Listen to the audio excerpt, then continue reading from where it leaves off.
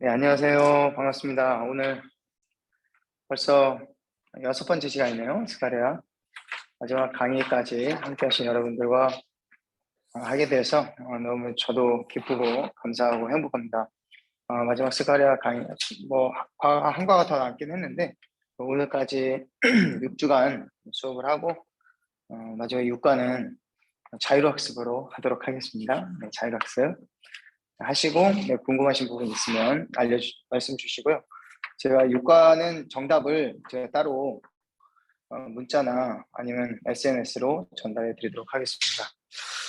네, 잠깐 제가 기도하겠습니다. 참 좋으신 주님 감사합니다. 하나님께서 오늘 스가랴서 6번째 시간을 또 이렇게 진행할 수 있게 해주시고, 또 말씀 안에서 우리가 하나님의 마음을 헤아리고, 또 나를 향한, 우리를 향한 하나님의 뜻과 또 그 사랑, 소망이 무엇인지 잘 배워서 정말 스가랴 강의 마치고 저희들이 삶이 변화되게 하시고 또 우리의 신앙이 더욱더 깊어지게 하여 주옵소서. 예수님의 이름으로 기도합니다. 아멘. 오늘은 제가 또 장례가 있는 바람에 수업이 조금 일찍 끝내도록 하겠습니다. 마지막 강의인데 일찍 끝나니까 좋으시죠? 네, 제가 별로 안 좋았어요. 오늘 11시 30분에 이제 장례가 있기 때문에 제가 아무리 늦게까지 한다 하더라도 적어도 25분에 끝내야 됩니다. 네, 11시 20분에서 25분 사이에 제가 끝낼 예정입니다. 그래서 잘 따라와 주시면 좋겠습니다. 네, 스가랴서의 지금 이제 교재로는 5강입니다. 네, 교재는 제 5과 21페이지를 우리 보시면 스가랴서 5가 제목이 반드시 너를 견고하게 하리라. 반드시 너를 견고하게 하리라. 스가랴 10장 말씀을 우리가 보면서 하나님의 굳은 의지 그리고 하나님께서 우리를 바라보시는 그 마음이 어떠한지 그것을 우리 함께 살펴보도록 하겠습니다. 네, 스가랴서 10장 1절에서 12절까지 말씀을 누가 한번 읽어볼까요? 우리 김호경 권사님 한번 읽어보실 수 있을까요? 네. 봄비가 올 때에 여호와 곧 구름을 일게 하시는 여호와께 비를 구하라. 무리에게 소낙비를 내려서 밭의 채소를 각 사람에게 주시리라. 드라빔들은 흑단한 것을 말하며 복술자는 진실하지 않은 것을 보고 거짓 꿈을 말한적 그 위로가 헛되므로 백성들이 양같이 유리하며 목자가 없으므로 공고를 당하나니 내가 목자들에게 노를 바라며 내가 숫염소들을 벌하리라. 만군의 여호와가 그 무리 곧 유다 족속을 돌보아 그들을 전쟁의 준마와 같게 하리니 모퉁이 돌이 그에게서 말뚝이 그에게서 싸우는 활이 그에게서 권세 잡은 자가 다 일제히 그에게서 나와서 싸울 때에 용사같이 거리의 진흙 중에 원수를 밟을 것이라. 여호와가 그들과 함께 앉아 그들이 싸워 말 탄 자들을 부끄럽게 하리라. 내가 유다 족속을 견고하게 하며 요셉 족속을 구원할지라. 내가 그들을 긍휼히 여김으로 그들이 돌아오게 하리니 그들은 내가 내버린 일이 없었음 같이 되리라. 나는 그들의 하나님 여호와라. 내가 그들에게 들으리라. 에브라임이 용사 같아서 포도주를 마신 같이 마음이 즐거울 것이요 그들의 자손은 보고 기뻐하며 여호와로 말미암아 마음에 즐거워하리라. 내가 그들을 향하여 휘파람을 불어 그들을 모을 것은 내가 그들을 구속하였습니다. 그들이 전에 번성하던 것 같이 번성하리라. 내가 그들을 여러 백성들 가운데 흩뜨려니와 그들이 먼 곳에서 나를 기억하고 그들이 살아서 그들의 자녀들과 함께 돌아올지라. 내가 그들을 애굽 땅에서 돌아오게 하며 그들을 아수르에서부터 모으며 길앗 땅과 레바논으로 그들을 이끌어 가리니 그들이 그할 곳이 부족하리라. 내가 그들이 고난의 바다를 지나갈 때에 바다 물결을 치리니 나일의 깊은 곳이 다 마르겠고 아수르의 교만이 낮아지겠고 애굽의 규가 없어지리라. 내가 그들로 나 여호와를 의지하여 경고하게 하리니 그들이 내 이름으로 행하리라. 나 여호와의 말이니라. 아멘. 아멘. 우리 김호경 선생 어떻게 그렇게 한 번도 실수 안 하시고 이렇게 잘 읽으시는지 모르겠어요. 네, 감사합니다. 또박또박 너무 잘 읽어주셨습니다. 스가랴서 네, 음소거 이제 부탁드리겠습니다. 네, 스가랴서 이제 앞부분은 이제 1장부터 7장까지 환상과 이제 금식에 대한 이야기가 나오고, 그 다음부터는 이제 메시아 대망 사상이 본격적으로 이제 등장하게 되는데요. 오늘 말씀에 내가 반드시 너를 경고하게 하리라, 말씀 이 제목인데요. 6절에 그리고 12절에 이 내용이 나옵니다. 여호와를 의지하여 경고하게 할 것이다. 그럼 하나님께서 어떻게 그리고 또 우리에게 경고하게 하신다라는 것인지 우리가 함께 살펴보도록 하겠습니다. 오늘의 암송 구절을 22페이지 우리 같이 읽겠습니다.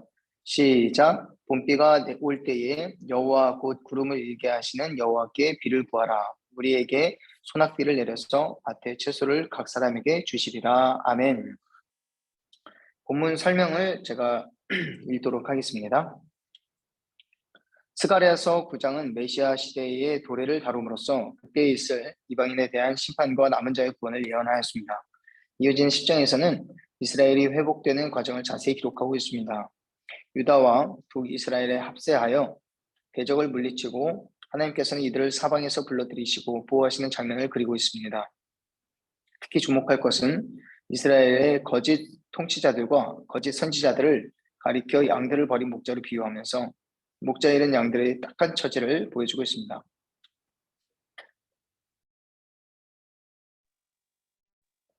하나님께서 사랑하시고 긍휼히 여기심이 마치 내버린 일이 없었음 같이 될 것을 말씀하고 계십니다. 스가랴 10장의 말씀을 통해서 자기 백성 이스라엘을 구원하시고 견고케 하시는 하나님의 열심을 배우도록 합시다. 아멘. 우리 마음의 문을 열며 이 부분을 한번 보겠습니다. 불안한 마음으로 또는 의례적으로 점치는 집이나 무당을 찾아보려고 했던 적이 있나요? 또는 주변에 그런 경험을 통해 도리어 어려움을 겪게 된 사연이 있다면 한번 나눠봅시다.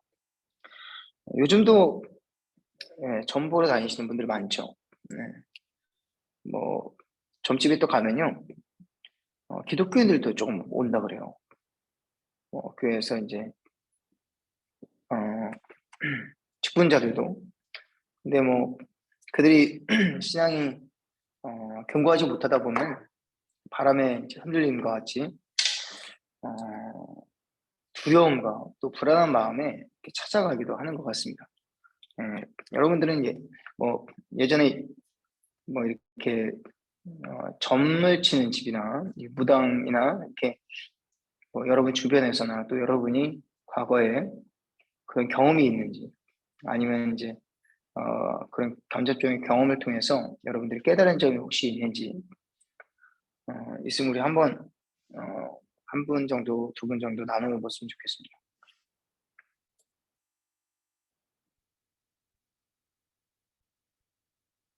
네, 혹시 나누실 분 있을까요?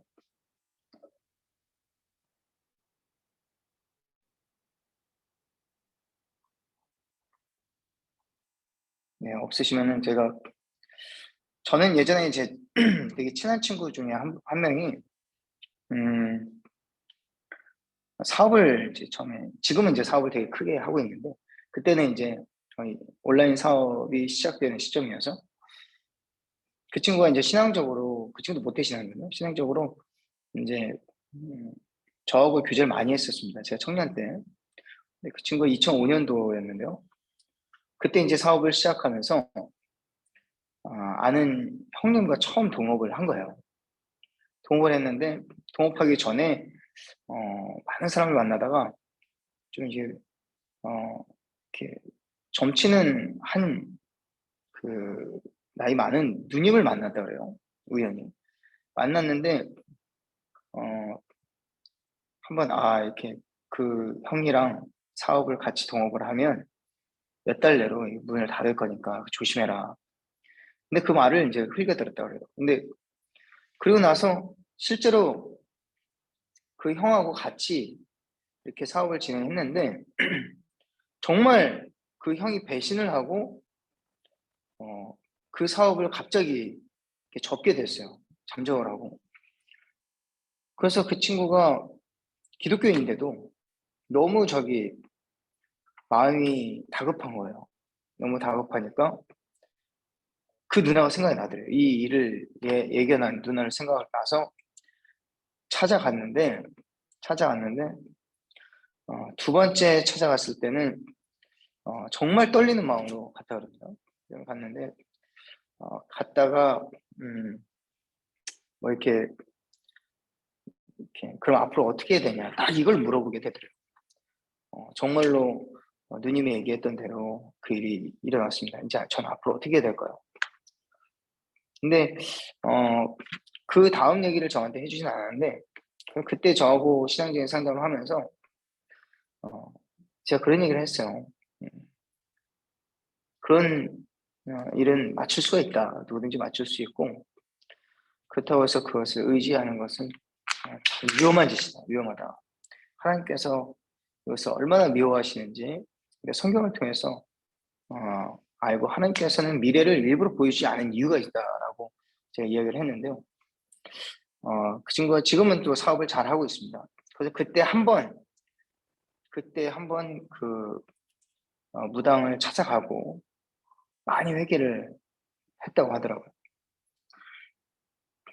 우리 사람이 다급하게 되면요, 뭐 그렇게 찾아가기도 하는 것 같습니다. 근데 하나님께서는 그것이 다 거짓이라고 말씀하죠. 오늘 말씀에도 보니까 다 거짓이다. 오히려 그것들을 섬기도록 하는 자들이 거짓 목자다 이렇게 말하고 있는데요. 그런 것들을 우리 주변에서 겪게 될 때 우리가 그를 위해서 기도해주고 또 그것을 통해서 설령 뭐 그것이 맞았다 하더라도 그리스도인들은 그것을 쫓아가서는 안 될 겁니다. 네, 그런 부분들 한 번쯤 생각해 볼 질문이고요. 그다음에 이제 말씀의 씨를 뿌리며 우리 한번 보겠습니다. 비는 하나님이 주시는 자연세계의 축복을 상징하지만 영적 은혜를 뜻하기도 합니다. 영적 은혜라는 것은 하나님께서 우리 마음에 주신 성령의 감화를 말합니다. 영육 간의 강건함을 위해서 우리가 할 수 있는 유일한 것은 무엇입니까? 1절에 뭐 답이 뭘까요? 우리가 할 수 있는 것은 무엇일까요?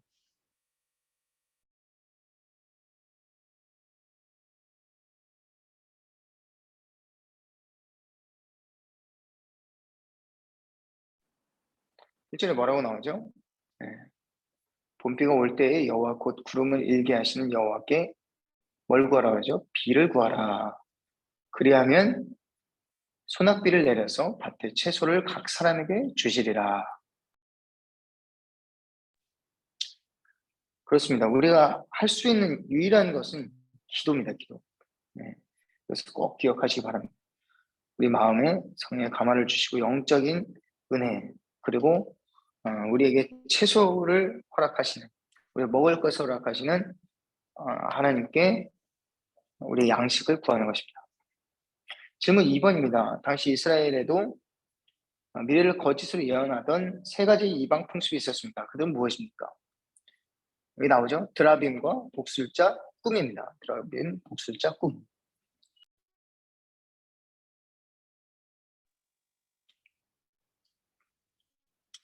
네, 드라빔이 뭐죠? 드라빔은 이 가정용으로 만들어진 우상이에요. 우상. 그래서 창세기 31장에 보면요. 이 야곱이 삼촌 라반의 집에서 이제 분가를 할 때 그 라반의 딸 라헬이 이 아버지 집에서 이 드라빔을 숨겨가지고 옵니다. 드라빔이 뭐냐면 이교도의 신을 상징하는 이 가정에 두고 섬기는 우상이에요. 가정용이죠, 가정용. 아마 크지 않고 작은 우상이었던 것 같습니다. 그것들을 이제 사용하기도 하고, 그리고 때로는 이게 산당에 보관되기도 했습니다. 산당에. 특히 이제 에스겔은 이 바벨론 왕을 이 전투에 앞서서 이 드라빔 앞에서 점치는 자로 묘사했습니다. 거기 한번 적어보세요. 에스겔 21장 21절. 외우기 편하죠? 겔 21, 21. 이 바벨론 왕이 전투에 앞서서 그 전쟁을 시작하기 전에 어떻게 될지 두렵잖아요. 불안하잖아요. 그러니까 이 드라빔 앞에서 점을 치는 자로 묘사했습니다. 바벨론 왕이 직접 점을 치기도 했습니다.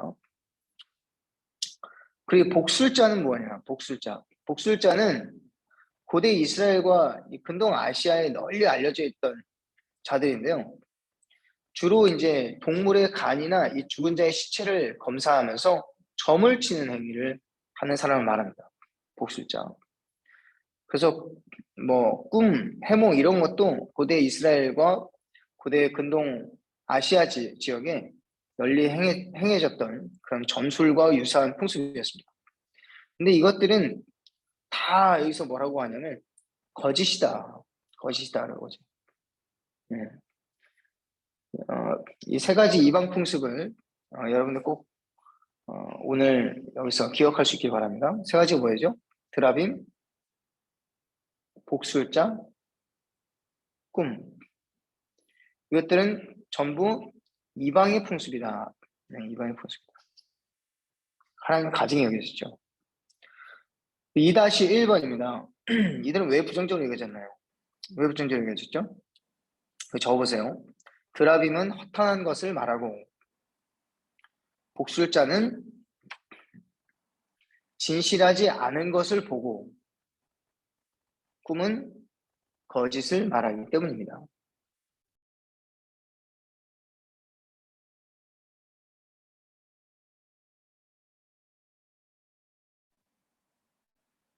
네, 2절에 있는 내용을 적으시면 돼요. 드라빔은 허탄한 것을 말하고, 복술자는 진실하지 않은 것을 보고, 꿈은 거짓을 말하기 때문입니다.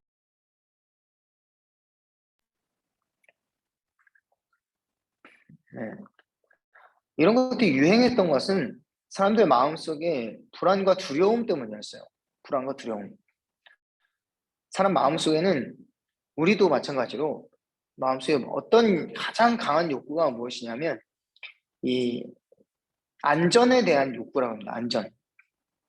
우리가 뭐 다 여러 가지 욕구들이 있지만 안전을 지키고 보호하고자 하는 그 욕구가 인간 내면 가장 밑바닥에 자리하고 있대요. 그게 그 욕구가 만족되지 못하면 이제 불안감이 올라오는 거예요. 그리고 두려움이 찾아오게 되는 거죠. 그래서 이제 그런 부분들 때문에 사람들은 뭘 알고 싶어 하냐면 미래를 알고 싶어 합니다. 미래를. 현재 내가 하고 있는 일들에 대해서 어떻게 될지 미래를 알고 싶어 하는 거죠. 그래서 드라빔에게 점을 치고 그럼 허탄한 것을 말하죠. 그럼 오히려 더 혼란이 오는 거예요. 혼란.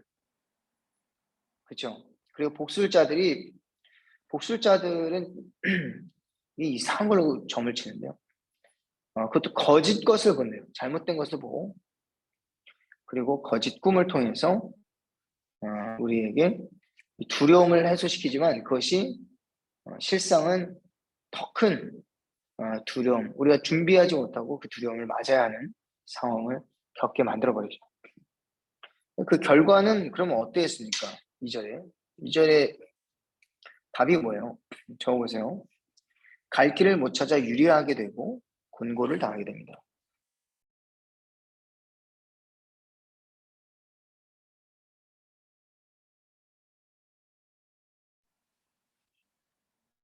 갈 길을 못 찾아 유리하게 되고 곤고를 당하게 된다. 오히려 더 헷갈리게 되는 거죠. 오히려 더. 그리고 잘못된 확신으로 우리가 잘못된 확신으로 가게 되는 것만큼 가장 위험한 것이 없습니다. 차라리 모르고 불안한 상태에 있는 것보다 확실하지 않은 상태에서 우리가 걸음을 내딛는 것도 조심스럽지만 잘못된 확신을 가지고 낭떠러지로 걸어가는 사람들만큼 위험한 사람은 없어요. 그래서 이런 거짓 메시지들을 주의해야 합니다. 지금도 우리 주변에도 많은 이단들이 있죠. 거짓 선지자들, 거짓 교사들. 네, 각별히 주의해야 합니다. 네, 정말로 주의해야 하고 그런 것들은 오히려 우리를 미궁 속으로 빠져들게 한다는 거죠. 갈 길을 못 찾아 유리하게 만들고 공고를 당하게 한다. 2-3번입니다. 이스라엘은 왜 이런 것들이 유행하기 시작했나요? 이런 것들이 유행하기 시작한 이유가 있어요. 3절에서 4절 보니까 뭐라고 나옵니까? 정답이 뭐죠?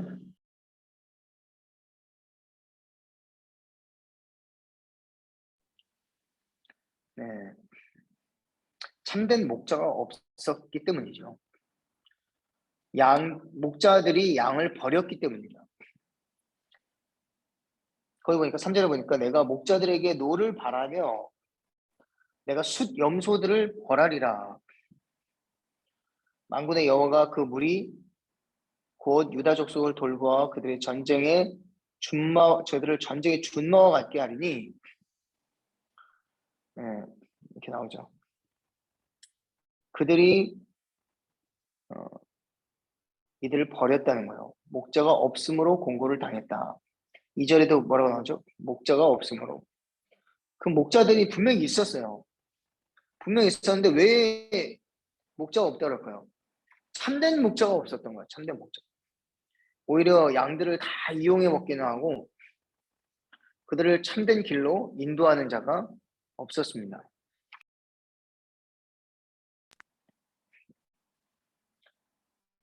그 이유 때문에 이들은 뭔가 나를 이끌어줄 사람이 필요한 거예요. 이끌어줄 자가 필요해요. 그래서 우리도 마찬가지예요. 신앙적으로 저도 그래요.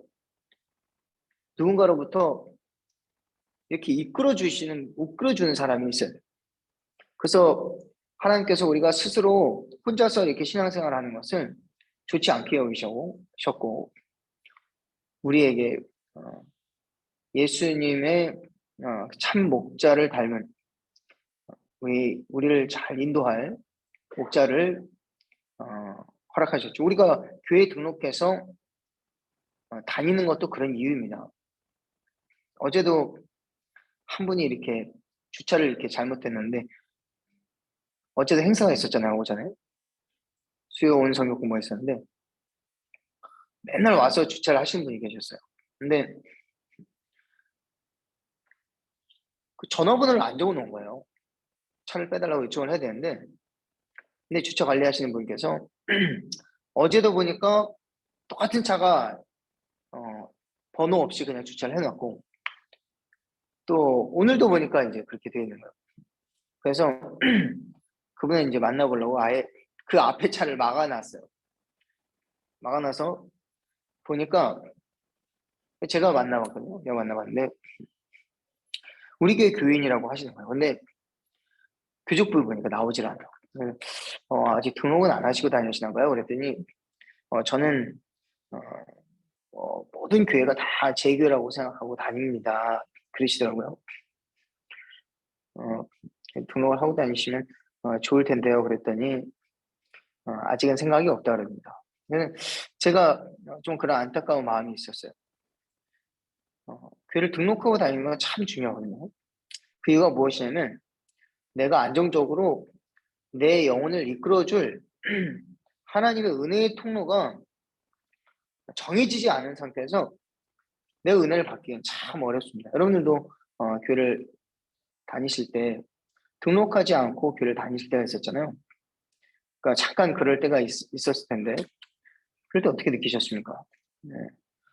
물론 이제 교회 등록만을 바라는 것이 아니라 우리 모든 인간들은 그 영혼을 안내해주는 안내자를 필요로 한다는 거죠.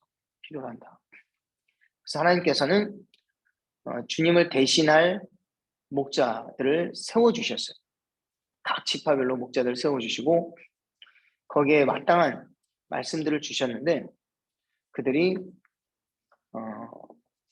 참 목자 역할을 하지 못하고 오히려 거짓 목자가 되어서 이리와 같이 그들을 보호하지 않고 또 이용해 먹었던 거죠.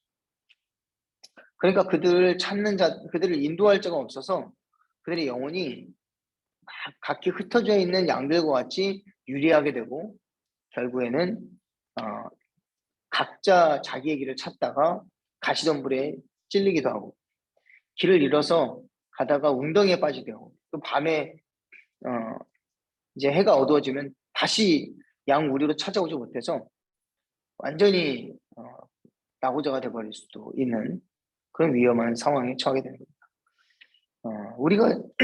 우리가 다 양 같아서 우리 영혼이 항상 그 참된 목자가 없으면 유리하게 된다라는 것을 꼭 기억할 수 있길 바랍니다. 그러다 보면은 우리도 신앙이 연약해지면 막 두려움이 찾아오잖아요. 갑자기 큰 질병에 걸리기도 하고 그럼 뭘 찾아가냐면 이상한 데를 찾아가게 되는 거야. 이상한 데. 뭐 기독교 교회를 사칭하는 그런 유사 기독교도 많잖아요. 거기서 질병을 고쳐준다 하고 또 헌금을 내라고 가기도 하고 이제 그렇게 해서 참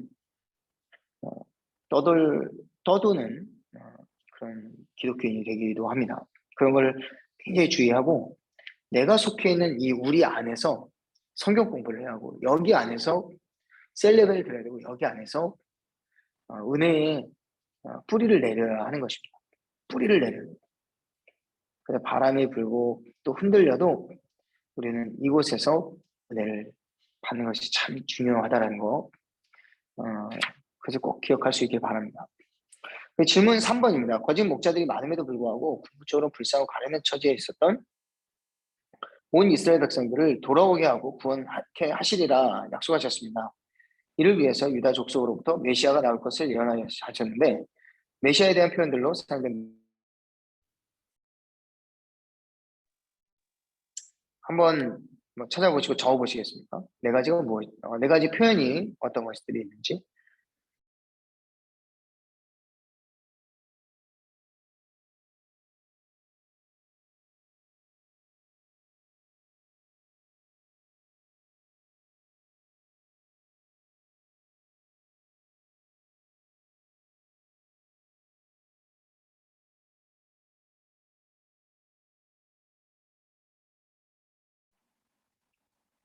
네 가지 비유적인 표현이 뭐가 있죠? 첫 번째, 모퉁이 돌. 두 번째, 말뚝. 세 번째는 싸우는 활. 네 번째는 이 권세 잡은 자. 여러분 이 네 개의 공통점이나 이 차이점이나 뭐 그런 것들을 한번 한번 보시겠습니까? 이미지들이 굉장히 다르죠. 예수님을 그리고 있는 이미지가 좀 비슷할 것 같은데 색깔들이 달라요. 모퉁이 돌, 말뚝, 그 다음에 싸우는 활, 권세 잡은 자. 이 모퉁이 돌은 어떤 거죠? 이 건물을 든든히 서게 하는 것을 건물 이쪽과 건물 저쪽을 서로 연결하는 돌입니다. 연결하는 돌. 머릿돌은 뭐 다른 거고요. 이 모퉁이 돌은 이 건물과 저 건물 그러니까 건물의 이쪽과 저쪽을 서로 연결해주는 그런 역할을 하는 것이 모퉁이 돌입니다. 모퉁이 돌. 그리고 이 말뚝은 뭐예요? 말뚝을 박아 놓으면은 견고한 통치 기반을 상징합니다. 말뚝은 견고한 통치 기반. 그리고 싸우는 활과 권세 잡은 자는 이 전쟁을 주관하는 그런 이미지를 보여줍니다. 싸우는 활 그리고 권세 잡은 자. 그래서 이 이미지가 처음에 이 예수 그리스도의 그 메시아의 이미지가 이 목양의 이미지였어요. 목양의 이미지로 시작돼서 이제 갑자기 이렇게 전쟁의 이미지로 이 사절에서 이미지가 전환이 됩니다. 이미지로 전환이 됩니다. 네, 그런 부분들을 한번 참고로 하시면서 이제 다음 질문들을 보시고 그 본문을 이해하시면 좋겠습니다. 질문 4번입니다. 유다 족속과 요셉 족속은 남유다와 북이스라엘을 대표하는 부족입니다. 네. 요셉은 이제 므낫세와 에브라임이라고 하죠. 보통 북이스라엘은 에브라임아 하나님께서 말씀하실 때 선지서에서 에브라임아 그러면 에브라임을 얘기하는 것이 아니라 북이스라엘 10지파를 얘기합니다. 10지파를. 그래서 유다 족속 그리고 요셉 족속은 남유다와 북이스라엘 두 국가를 대표하는 부족이다 라고 말씀합니다. 그들을 휘파람을 불어 모으시고 거할 곳이 없을 만큼 다시 번성케 하신다 이렇게 약속을 하셨어요. 8절에서 10절 말씀에 그러나 그들을 아수르와 길르앗, 레바논뿐만 아니라 남방 애굽 땅으로 피신한 자들까지도 모으신다고 하셨어요. 여러분 남방 애굽 땅으로 피신한 자들 누굽니까? 하나님의 말씀을 거역하고 너희들 절대로 애굽으로는 돌아가지 마라. 그런데 애굽으로 돌아간 자들이요. 그들의 후손들이에요. 이 반역자들의 후손이죠. 매국노예요, 매국노. 근데 이들까지도 모으신다. 여러분,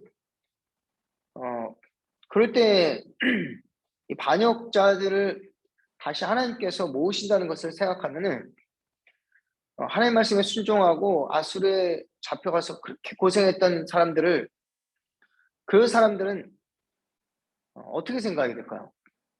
아, 이건 너무 불공평한 거 아닌가? 그들은 완전히 하나님께서 처단하시고 멸해야 될 사람들이 아닌가 이렇게 생각할 수 있겠죠. 근데 하나님께서는 그런 반역자들의 후손까지도 다 긁어 모으신다는 예레미야 42장 17절에도 이제 그런 말씀이 나오는데요. 이것은 저와 여러분에게 어떤 위로가 됩니까? 한번 적어보세요. 주님은 결국에는 용서하신다. 이거죠. 결국에는 용서하시는 겁니다. 주님 앞에 그렇게 반항하고 잘못된 길을 고집하며 나아갔던 그런 자들 그리고 그들의 후손도 하나님 다시 이것으로 모으신다. 어떤 위로가 될까요? 참 위로가 됩니다. 왜냐하면 우리도 그런 똑같은 하나님 앞에서는 죄인이기 때문에 그렇죠. 그러나 하나님께서 그 자녀들을 내어 버림받게 하지 않으시고 결국에 다시 탕자같이 돌아오면 우리 주님께서 아버지가 되어주셔서 안아주신다. 포근하게 다시 안아주신다. 이것을 의미하고 있습니다. 우리에게도 큰 위로가 될 겁니다. 적어보시고요. 우리 질문 5번을 보겠습니다. 남유다와 북이스라엘 구원하시고 회복시키는 것은 오로지 하나님의 긍휼하심 때문입니다. 6절에 오늘 이제 그런 말씀 나오죠. 당신이 고난의 바다를 지나갈 때 하나님께서 당신을 긍휼히 여기셔서 도우신 적은 없었나요? 한번 적어보세요. 이건 적으시면서 좀 나누고 싶으신 분은 지금 5번은 함께 좀 나누면 좋겠습니다.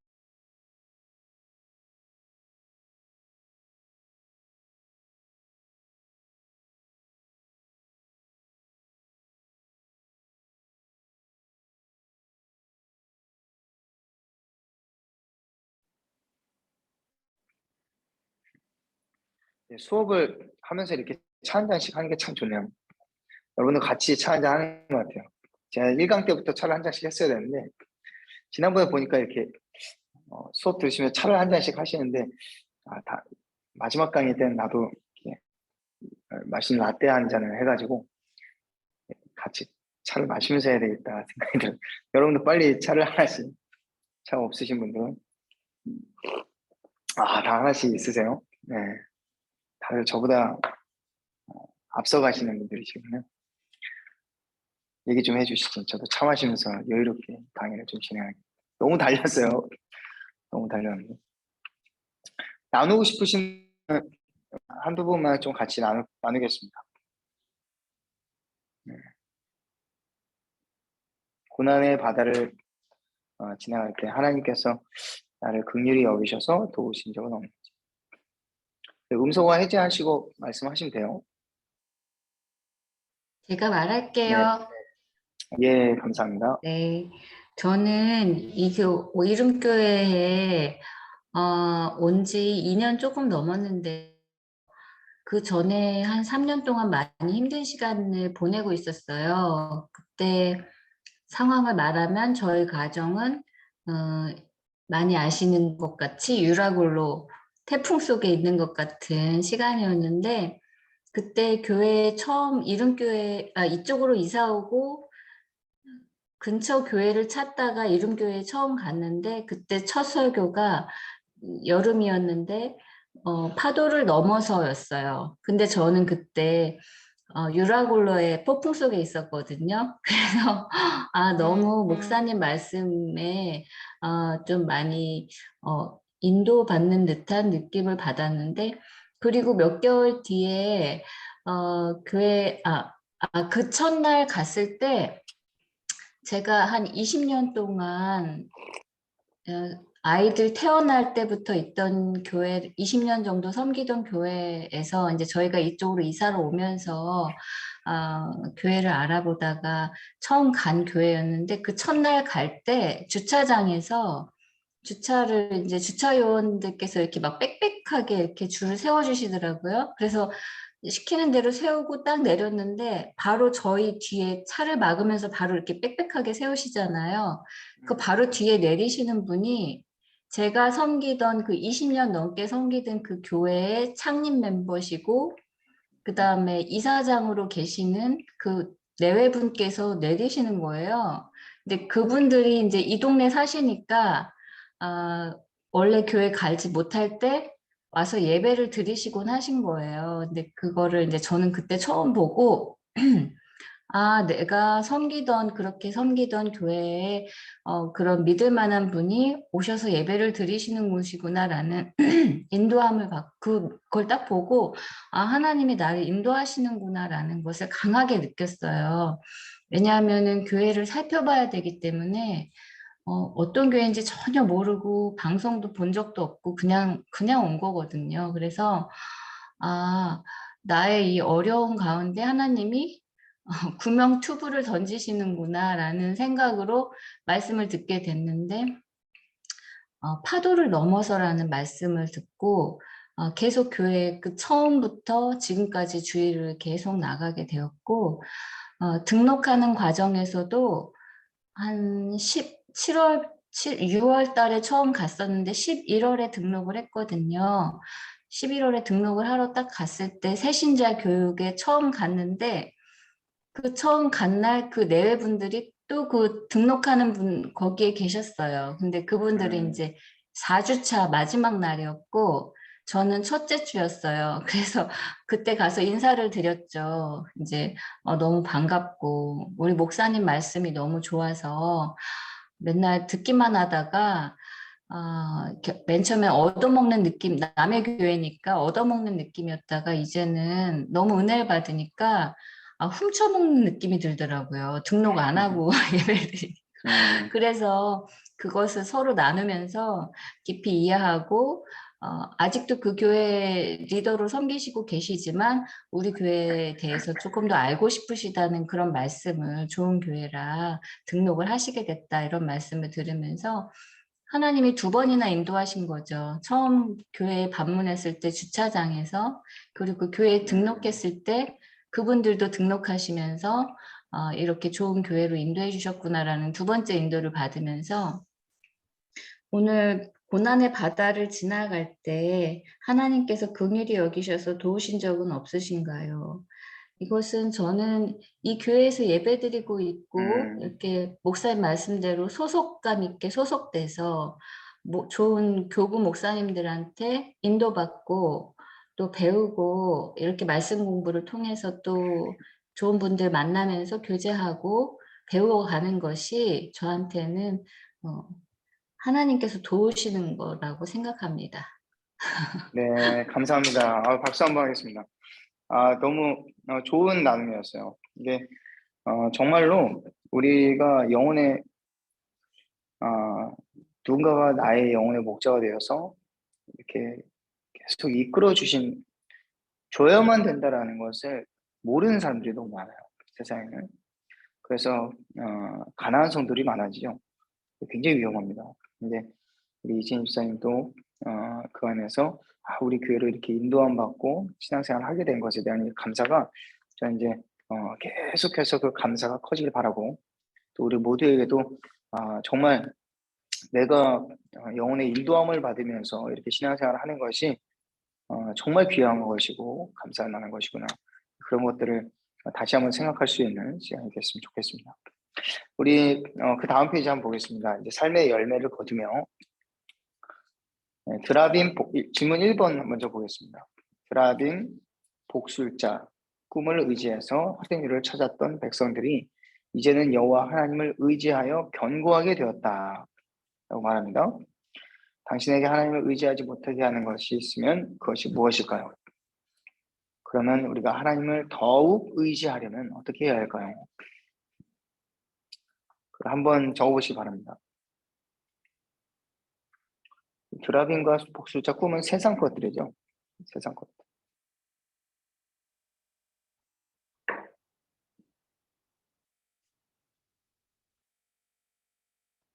자꾸 눈이 가는 그 세상 것들 있죠. 그런 것들이 어떤 것이 있는지, 그것들이 나도 모르는 사이에 내가 하나님을 의지하려는 그런 마음을 자꾸 브레이크를 받는다는 거죠.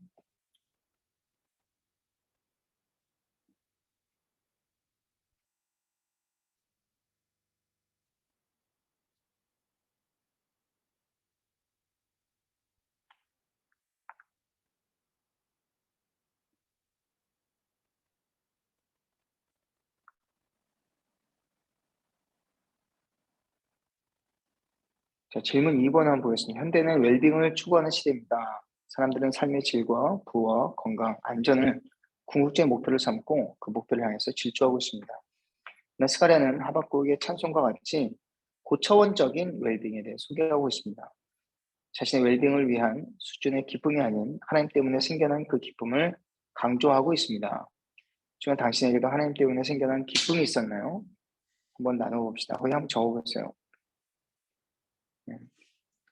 하나님 한 분만으로 기뻐할 수 있었던 그런 순간들이 있었는지, 내가 이 땅의 것으로부터 하나님의 것으로 내 시선이 옮겨가게 된 그런 계기가 있었는지, 그런 것들을 한번 적어보시면 좋겠습니다.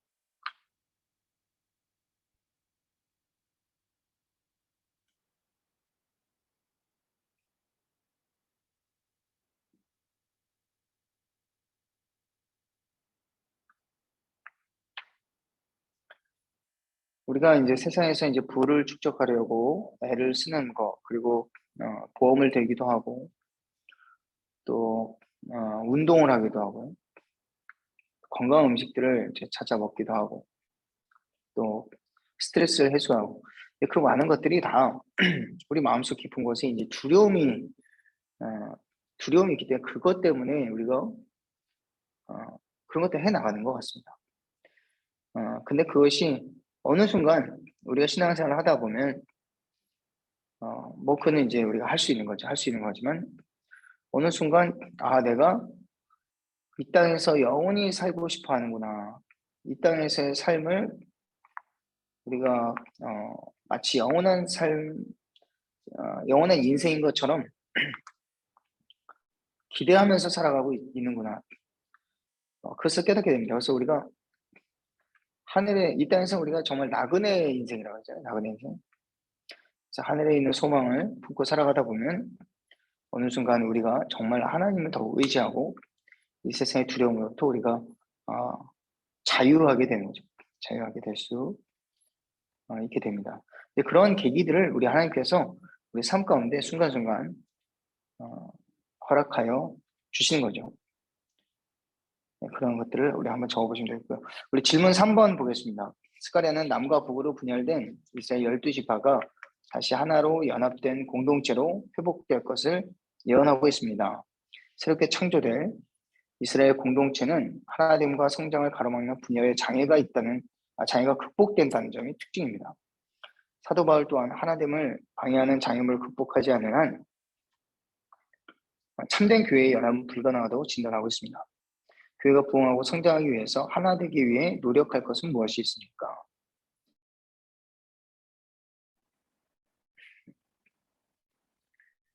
전 요즘은 교회 행사나 또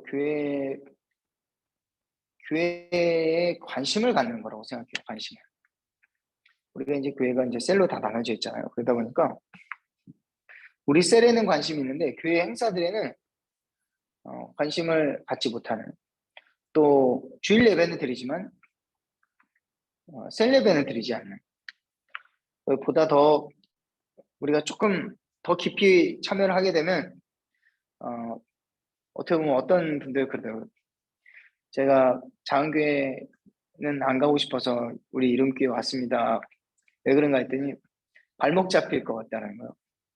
그래서 이름교회에서는 이렇게 어느 정도 거리감을 두고 내가 신앙생활을 해도 이제 큰 교회에서는 편하게 신앙생활을 할 수 있으니까 아무튼 이해가 됩니다만은, 근데 이제 교회가 요즘 보면은 우리 성도님들이 어느 정도 이게 안 그래도 이제 거리두기인데 이제 코로나 때문에 그 거리두기가 이제 정당화되고 너무 그렇게 돼버린 경우가 없잖아 있습니다. 뭐 교회가 뭐 분열되거나 이제 그런 건 전혀 없어요. 그러나 성장하는데 우리 셀 리더님들이 너무 힘들어요. 사실은 셀 가족들이 문제를 일으키는 사람은 없어요. 그러나 협조하는데 다들 이제 바쁘고 또 여러 가지 뭐 정말 들으면 고개가 끄덕일 만한 변명들이 많습니다. 그럴 만한 변명들이 많아요. 핑계들이 있고. 그렇기 때문에 결국엔 이 리더십이 힘들어지니까 이 가장 중요한 기둥인 이 리더들, 셀 리더들이 점점 힘들어지는 부분이 아닐까 생각합니다. 뭐 물론 교회들마다 어떤 교회가 성장하는데 하나됨과 이 성장, 이거를 가로막는 어떤 장애물들이 있을 거예요. 저는 이제 우리 교회 같은 경우는 교회가 끊임없이 여러 가지 변화를 주고 있잖아요. 매월 설교 시리즈가 진행이 되고, 또 이렇게 바쁜 일상 가운데 우리 성도들과 오이코스들이 우리 교회에 그런 행사들에 관심을 갖게끔 수요 온 성경 공부라든지 바이블 칼리지라든지 또 뭐 고난주간 저녁 기도회도 그렇고 참석률을 보면요, 작년보다도 더 현저하게 낮아요. 물론 수요 온 성경 공부는 이제 특별히 이번에 시작했기 때문에 많은 사람들이 관심을 갖습니다만은, 기본적으로 이제 뭐 고난주간 밤기도회나 또 바이블 칼리지라든지 기존에 계속 해왔던 부분들은 그러니까 성도들이 딱 다 그런 것 같아요. 이렇게 신선한 걸 찾아요. 예전에 바이블 칼리지도 온라인으로 딱 처음에 우리 유튜브로 딱 했을 때 신청자들이 정말 많았어요. 굉장히 많이 신청을 했는데 그게 딱 그때고 그 다음 학기 가니까 또 갑자기 쫙 빠지더라고요. 그래서 저는 요즘 현대인들이 교회 안에서 적극적으로 하지 못하도록 사단이 참 이렇게 분주하게 만드는구나, 세상을.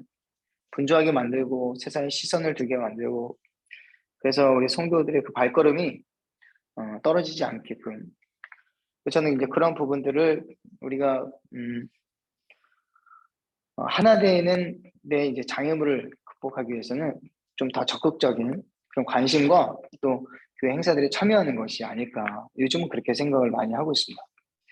여러분이 생각하는 것도 한번 적어보셨을 거라 생각하고요. 이제 이번 과를 마치며 이 부분을 읽고 좀 마치도록 하겠습니다. 우리 이제 박지현 집사님께서 이번 과를 마치면 한번 읽어주시면 좋겠습니다. 스가랴는 유다와 요셉 지파가 함께 참여하는 새로운 이스라엘 지파의 통일 국가를 고대하고 있습니다. 역사적으로 요셉 지파를 대변하는 북이스라엘과 유다 지파를 대변하는 남유다는 갈등과 반목의 시대를 거치면서 참된 연합을 이루지 못했습니다. 그러나 하나님께서 새롭게 일으키실 통치 국가는 다윗과 솔로몬이 다스리던 때의 평화롭고 부와 번영을 누리는 나라를 꿈꾸게 하는 것입니다. 메시아를 통해 일으키실 하나님의 나라는 나아가 열방의 남은 자들까지도 포함하고 있습니다. 이스라엘의 거짓 목자들이 심판을 받고 이방 나라들이 심판을 받게 될 것이지만 그 가운데 남은 자들을 향한 하나님의 놀라운 계획은 오늘까지도 이어지고 있습니다. 그 나라를 꿈꾸며 오늘을 힘차게 살아가도록 합시다. 아멘.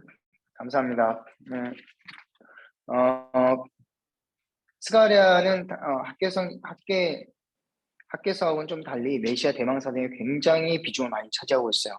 그리고 이 스가랴서는 신약 시대에 신약 성경, 특히 사복음서에도 요한계시록에도 이 스가랴서가 굉장히 많이 인용이 되고 있습니다. 그래서 여러분들이 이 스가랴서를 잘 배워놓으면요, 신약 성경을 읽으실 때, 아, 내가 그때 배웠던 이 스가랴서가 여기에서 또 나오는구나. 그런 것들을 여러분들이 많이 알게 될 겁니다. 그래서 이사야서, 스가랴서를, 그리고 에스겔서, 시편, 뭐 이런 성경들이 신약 성경에 자주 등장한다는 것. 그것들이 또 신약 성경에서는 또 다르게 이렇게 해석이 되고 이렇게 된다라는 부분들을 여러분들이 좀 주의 있게 보시면 성경이 더 재미있게 읽혀질 겁니다. 네, 오늘 여기까지 하고 이제 사실 육과도 좀 기대가 되는 과인데요. 초막절과 여호와의 날, 여러분들이 제 자습하라 그러면 거의 대부분이 안 하더라고요. 그래서 여러분들은 할 거라고 제가 믿겠습니다. 믿고 한번 쭉 읽어보세요. 스가랴 본문 그대로 흐름을 따라서 읽으시면 돼요. 26페이지부터 본문을 쭉 읽고 그 다음에 이제 본문 설명, 마음의 문을 열며 한 1시간 정도 여러분이 시간을 내셔서 한번 쭉 읽어보시면 이제 유익할 겁니다. 그래서 이 초막절과 여호와의 날, 스가랴서 14장의 내용은 장차 도래할 하나님의 나라를 굉장히 놀랍도록 이렇게 표현을 하고 있는 부분들이 있습니다. 제가 좀 주의 깊게 봤던 부분은 14장 20절 말씀에 그날에는 말 방울에까지 여호와께 성결이라 기록될 것이라. 그러니까 하나님의 그 다스리심이 어디까지 미치냐면 말에 달려있는 그 발에 이 방울까지 하나님의 통치하심이 임하게 된다. 그때는 악이 존재하지 않을 거고 온전히 죄인들도 없을 겁니다. 그래서 그날에 정말 우리가 기대할 수 있는 하나님의 나라를 기대할 수 있는 그런 본문 말씀이 있습니다. 그래서 이 종말의 주의 날에 이 초막절을 지키기 위해서 온 이방 나라들이 다 올라와서 예배를 드리는데 그때 하나님 나라가 이렇게 펼쳐질 것이다. 그것까지 보여주고 있습니다. 재미있게 이렇게 스가랴서를 또 관심을 가지시고 여러분들이 이렇게 스가랴서를 배울 때 좀 여러 번 통독하시고 또 궁금하신 부분들 또 저랑 같이 나누셔도 되고 또 여러분들이 다 찾아보셔서 공부하시고 또 그렇게 해나가시면 너무너무 유익할 거라고 생각합니다. 이렇게 제가 스가랴서를 마치겠습니다. 마치고 그리고 6과는 제가 정답은 따로 제가 문자로 계속 여러분들과 소통했기 때문에 문자로 제가 한번 정리를 해서 보내드리도록 하겠습니다. 오늘 강의도 제가 유튜브에 올려서 여러분들이 볼 수 있도록 제가 올려놓도록 하겠습니다. 좀 빠른 배속으로 보니까 그래도 다시 볼만하죠. 네. 네, 다시 안 보신 분들이 고개를 못 끄덕이는데 다시 이렇게 한번 보세요. 한번 보세요. 근데 좀 소음이 많이 들리죠. 저도 한 번은 그 소음이 어디서 나나 그랬더니 제가 내는 소음이더라고요. 막 책장 넘기는 와, 이 소리가 다 들려요. 그래서 제가 조금이라도 소리 날 것 같은 음소거 해갖고 이거 책장 넘긴 거 아세요? 오늘도? 그러니까 한번 이렇게 유튜브로 한번 보시고 그러면서 궁금하신 분들 그때 수업할 때 놓쳤던 부분들 체크해 가시면서 공부하시면 좋겠습니다. 네, 제가 잠깐 기도하겠습니다. 좋으신 하나님 감사합니다. 스가랴서를 우리가 다 공부하고 싶지만 그러지 못하고 잠깐씩 우리가 중요한 부분들만 다루어서 공부를 했습니다. 하나님께서 이 스가랴서를 통해서 우리에게 하시는 말씀들이 얼마나 보석 같고 또 우리에게 정말 값진 보물인지 우리가 이번 기회를 통해서 스가랴서에 관심을 갖게 하시고 스가랴서를 통해서 이 종말에 또 코로나 팬데믹 이후의 시기를 살아가는 우리에게 하나님께서 무슨 말씀을 하시는지 더욱더 귀를 기울이게 하시고 또 말씀에서 우리에게 가르쳤던 것처럼 우리가 그대로 말씀 안에서 주를 기쁘시게 하는 삶을 먼저 살아드리는 저희들이 되게 하여 주시옵소서. 끝까지 수업 시간을 함께 해주시면 감사합니다. 지금 영광 받아주시고 또 저희들이 더욱더 하나님의 말씀에 가까이 하는 자들 되게 하여 주시옵소서. 아멘. 예수님의 이름으로 축복하며 기도합나이다. 아멘.